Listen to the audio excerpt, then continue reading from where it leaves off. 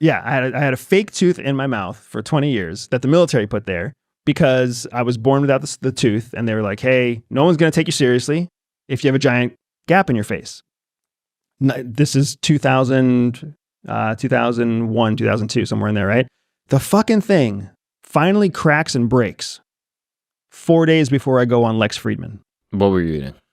I don't even remember. I don't think I was eating anything. I think over time, I think it had worn out. So then like one meal or whatever, the thing just popped. And I was like, what is this thing floating in my mouth? I was like, oh shit, it's my bridge. So I go to the dentist. I'm like, hey, take this thing out, put a new one in.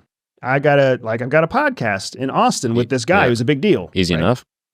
And the dentist was like, oh, you know what? You're a prime candidate to have this new procedure that's going to make space so we can put a fake tooth permanently in your mouth so you don't have to worry about a bridge ever again. So I'm like, okay, if that's going to work, then let's do the thing. So what was supposed to be like a 4-month procedure to let me get an insert turned into like a 2-year procedure that never worked. Wow. So for everybody out there who knows what it's like to have your dentist lie to you for 2 years, like we're all susceptible to it, man. We're all susceptible to it. Wow. So then after like I go to a new dentist, I just moved to a new city in Colorado, found myself a dentist. And I told the dentist the story and they were like, dude, you got sold. And I was like, I feel like it. My pocketbook feels like it. I feel like it. Like I got lied to. So that new dentist was like, yeah, dude, let's just put a bridge on there because you're never going to be able to actually get an insert just because of the way the biology of your mouth is kind of built. So this is a bridge. So it's a bridge. Oh, wow. So now I have a smile again. Yeah, it looks great. I've got a tooth again. I don't look like a hillbilly. But I will say that it was kind of a blessing in disguise for me because I had this incredible streak of like online virality. That's what I'm saying. With a missing tooth, looking like a fucking homeless person. I think it added to the allure. A big hair, yeah. One tooth down. Who the fuck is this guy? That's what I'm saythen. Like now I feel like I'm getting gypped. Yeah, now it's like my Samson. Yeah, exactly. Right? Watch dude. if I become totally obsolete because I have a tooth, then that's how you know beauty lies. Yeah, exactly. Damn, I feel like I'm getting shortchanged.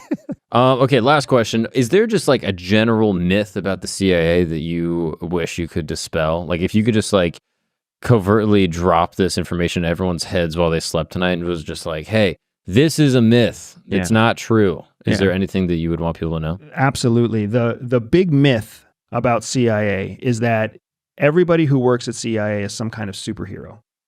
Like there's some kind of gifted student, super intelligent, they speak 15 languages, everything comes easy for them. Like this idea that there's something special about a CIA officer before they're picked up by CIA. That is completely false. CIA officers are just everyday people. They're just normal people that get an opportunity to serve at CIA and are then given skills and training that makes them amazing, right? I've built a company because of that simple truth, right? My company, Everyday Spy, it exclusively exists so that I can give people a taste of what CIA gave me.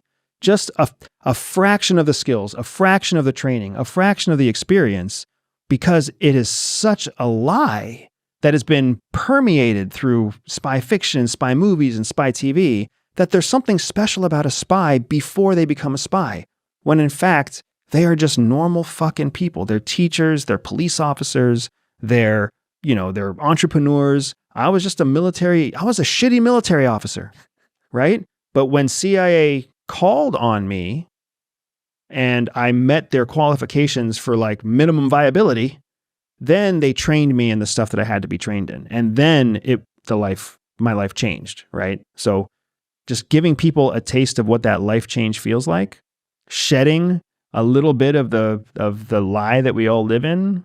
Like, I mean, that's what we were doing today, was just shedding lies, dude. Shedding myths and falsehoods and everything else. But just like General Petraeus taught us, there's power in the myth. Let the myth sit. Don't tell the truth about the myth, and the myth will grow out of control. Petraeus did it. Trump does it. CIA does it. So I'm trying to be the person that breaks that myth a little bit, because the truth is, like, you're much closer to CIA than you think, and the people who serve at CIA are much closer to you than you are willing to believe. And maybe I am CIA. Maybe you already are. Andrew Bustamante. Thank you, brother.